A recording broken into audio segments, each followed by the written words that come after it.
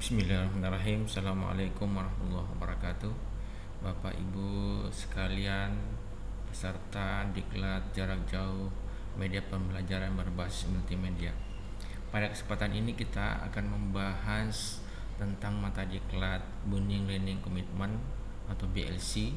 Mata diklat ini adalah merupakan mata diklat penunjang atau dasar dalam beberapa mata diklat dalam pembelajaran jarak jauh media pembelajaran ini. Perkenalkan, nama saya Amrin. Saya bekerja di BDK Makassar. Ini nomor handphone saya, email dan Facebooknya. Adapun CV ini sebagai perkenalan awal, karena BLC ini adalah perkenalan di antara kita semua, baik saya sebagai budak suara maupun Bapak Ibu sebagai peserta diklat. Saya lanjutkan. Adapun deskripsi singkat untuk mata diklat ini adalah merupakan kelompok aplikasi di mana semua peserta diklat mampu menciptakan komitmen yang positif dan mampu menciptakan suasana pembelajaran yang kondusif agar semua pihak memperoleh manfaat yang maksimal dari proses pembelajaran, walaupun diklat ini dilaksanakan secara online. Jadi tujuan pembelajaran kita yang akan kita capai adalah Bapak Ibu akan membangun komitmen pembelajaran atau membuat komitmen atau kontrak pembelajaran untuk diklat jarak jauh ini. Nah, indikator sebelum Bapak Ibu membuat kontrak pembelajaran tentunya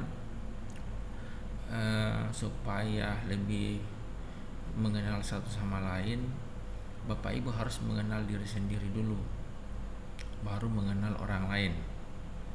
Nah, setelah mengenal orang lain, tentunya kita dapat membuka diri masing-masing peserta sehingga dapat berkomunikasi satu sama lain yang tentunya harmonis, ya, sehingga ada rasa kebersamaan yang terbangun di situ dan setiap peserta dapat percaya diri dalam mengikuti diklat ini. Nah, setelah semua itu terbangun, Bapak Ibu mengenal diri, mengenal orang lain, dan dapat berkomunikasi dengan aktif dan baik dan dapat percaya diri, langkah selanjutnya adalah barulah kita membuat kontrak pembelajaran untuk kita semua selama proses pembelajaran diklat ini berlangsung. Jadi kontrak ini hanya kita laksanakan selama diklat ini. Kemudian tentunya yang kalah penting adalah setelah membuat kontrak pembelajaran adalah Bapak Ibu dapat melaksanakan komitmen pembelajaran tersebut yang insya Allah kita akan sepakati sebentar. Nah, mungkin pertama perasaan Bapak Ibu pertama mengikuti diklat ini pasti bertanya-tanya dalam hati, siapa teman saya, apa yang saya akan pelajari, apa tugas saya, sehingga mungkin potretnya seperti ini, ya, bentuknya seperti apa pembelajaran ini. Nah, setelah insya Allah kita akan berkenalan satu sama lain, akhirnya sudah ada pencerahan. Nah, setelah ada pencerahan, kemudian ada komunikasi saling mengenal satu sama lain, sehingga ternyata jelas semua pembelajaran yang akan kita laksanakan ini. Karena adanya kejelasan sehingga kita merasa ada tujuan kejelasan yang akan kita capai. Nah, yang pertama tadi kita harus mengenal diri. Nah, mengenal diri ini sangat penting, ya. Jangan sampai kita sudah berumur misal 40 tahun, 35 tahun, di umur itu kita masih belum mengenal diri kita. Siapa sih diri kita sebenarnya? Nah, untuk apa kita mengenal diri? Ya, seberapa pentingkah mengenal diri kita? Banyak pertanyaan yang muncul, jawaban-jawaban yang mungkin apa sih atau untuk apa kita mengenal diri. Yang pertama, bisa pertanyaan itu adalah jawabannya agar kita dapat mengetahui apa yang sebenarnya yang kita butuhkan. Yang kedua, untuk mengetahui apa yang menjadi kelemahan dan kelebihan pada diri kita. Yang ketiga, untuk menunjang cita-cita kita, ya. Kemudian yang keempat, untuk mengetahui alasan apa yang membuat kita gagal ataupun sukses dalam satu hal. Kemudian yang kelima adalah untuk merencanakan masa depan yang lebih baik. Jadi mengenal diri itu sangat bermanfaat sebagai bahan evaluasi kita sejauh ini, apa-apa yang menjadi kelemahan dan kelebihan kita, mungkin dari segi jasmani dan rohani, mungkin dari segi fisik, mungkin misalkan kulit kita misalkan tidak putih, ya. Kalau kita ikhlas menerima itu, ya, kalau dianggap itu adalah kekurangan kita, ya, itu kan tidak bisa kita rubah, ya. Kalau kita itu ratapi terus menerus kulit kita, maka bagaimana hidup kita jadinya? Karena mengapa kita tidak merubah mindset atau pola cara pandang kita, bahwa mengapa kita tidak memaksimalkan hal-hal yang lain yang membuat kita mungkin lebih bermanfaat dalam menjalani hidup ini. Misal kita belajar lebih giat lagi supaya lebih cerdas. Kita sebagai guru, kita lebih belajar lagi tentang hal-hal yang mungkin kita belum mengetahui tentang bagaimana mengajar yang baik, menjadi guru yang baik, dan lain-lain sebagainya. Nah, bagaimana cara kita mengenal diri kita? Ya, tentunya kita harus introspeksi diri, kemudian memantau diri dan meminta pendapat orang lain. Nah, jadi dengan mengenal diri, ya, kita dapat mengevaluasi diri kita supaya kedepannya kita lebih baik lagi, agar lebih bermanfaat kepada orang-orang di sekitar kita. Nah, setelah mengenal diri, tentunya kita harus mengenal orang lain juga. Dalam buku Climbing the Executive Ladder, yaitu bagaimana menjadi seorang eksklusif, Kinsler dan Dare mengatakan, Anda akan mendapatkan banyak keuntungan kalau mau berusaha keras untuk memahami orang lain. Pemahaman pada orang lain ini sangat penting, baik sebagai eksklusif maupun sebagai manusia biasa, ya. Selain itu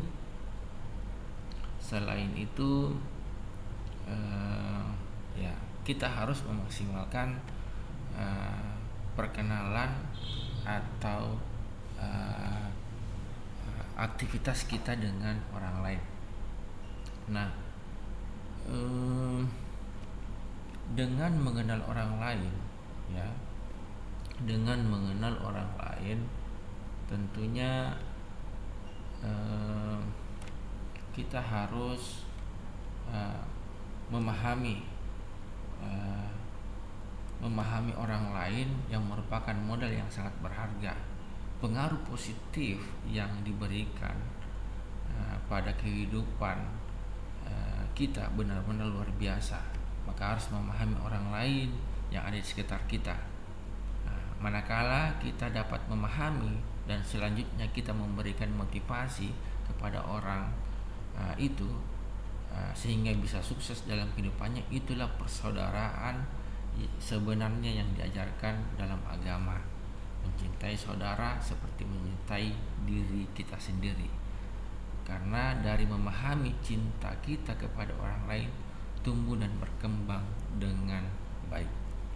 Nah, sebagai refleksi dalam mengenal orang lain, ya, beberapa manfaat. Yang pertama, manusia hidup butuh bantuan orang lain. Jangan sampai di lain waktu kita tidak lepas dari bantuan orang lain. Begitupun sebaliknya, kita dapat menggali sifat positif sebagai bekal adaptasi dan interaksi. Kemudian kualitas interaksi kelompok dapat merubah kualitas pribadi. Jadi dengan pergaulan kita dapat mengambil hikmah kebiasaan-kebiasaan pergaulan di kelompok itu. Dari kebiasaan itu kita bisa merubah secara pribadi kebiasaan-kebiasaan positif yang kita dapatkan dari pertemanan kita. Kemudian individu yang berkembang positif dapat dalam kelompok akan membuat kelompok menjadi happy and sukses. Nah, setelah kita mengenal diri dan mengenal orang lain, ya, tentunya barulah kita merasa dapat membuka diri, dapat berkomunikasi dengan orang lain, sehingga kita dapat percaya diri. Nah, setelah Bapak Ibu saling mengenal satu sama lain, tentunya kita dapat membuat komitmen pembelajaran dalam diklat ini. Komitmen apa itu? Komitmen yang perlu dibangun dalam selama diklat jarak jauh ini. Jadi setiap kita dapat memberikan masukan komitmen belajar yang positif, yang mana yang kita sepakati bersama. Mengapa kita harus menyepakati, ya Bapak Ibu? Karena kita semua ini adalah orang dewasa. Orang dewasa itu perlu dilibatkan dalam memutuskan suatu kesepakatan untuk kepentingan bersama, supaya kita lebih menerima dan menjalankan keputusan tersebut. Karena orang dewasa itu perlu penghargaan atau merasa dihargai jika diberikan dimintai pendapat untuk dijalankan, disepakati dan dijalankan secara bersama-sama. Nah, setelah komitmen belajar, yang terpenting di sini adalah Bapak Ibu dapat menjalankan komitmen atau poin-poin komitmen pembelajaran selama diklat ini. Tentunya dampak dari Bapak Ibu menjalankan komitmen itu tentunya dapat membantu Bapak Ibu menyelesaikan atau menjalani diklat ini dengan penuh semangat dan dapat sukses secara bersama-sama. Kemudian ada beberapa contoh, misalkan disiplin waktu, kerjasama, tanggung jawab, disiplin, menghargai, dan menyiapkan sarana pembelajaran online. Jadi ini hanya contoh, ya, bisa diambil kemudian bisa ditambahkan. Disiplin waktu, kenapa harus disiplin waktu? Karena kita ada waktu untuk Zoom secara langsung kepada Bapak Ibu, kemudian ada tugas, kemudian ada review materi, kemudian kerjasama. Jika misalkan ada tugas diharuskan kerjasama satu sama lain, itu harus dijalankan dengan baik, kemudian penuh rasa tanggung jawab, karena kita tidak berada satu tempat, Kalau tidak ada rasa tanggung jawab, Bapak Ibu tidak bisa melaksanakan, uh, karena saat kami sebagai penyelenggara dari media suara itu tidak melihat Bapak Ibu, uh, sehingga rasa tanggung jawab ini perlu dikedepankan dan dijalankan dalam diklat ini. Kemudian saling menghargai pendapat orang lain. Yang skala penting adalah menyiapkan sarana pembelajaran online. Jadi ada laptop, kemudian ada internet, dan kemudian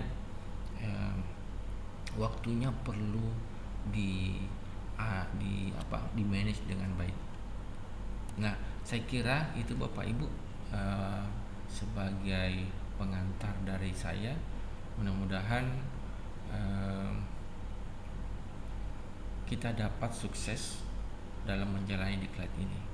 Ada kata-kata dari Galileo Galilei, Anda tidak bisa mengajari sesuatu kepada orang lain, Anda hanya mampu membantu orang itu menemukan sesuatu dalam dirinya. Jadi kalau bukan dari kemauan kita sendiri, kesadaran kita sendiri, apalagi kelas online ini, maka harapan pembelajaran atau diklat ini tidak dapat tercapai jika kesadaran itu bukan dari diri Bapak Ibu semua. Terima kasih. Assalamualaikum warahmatullahi wabarakatuh.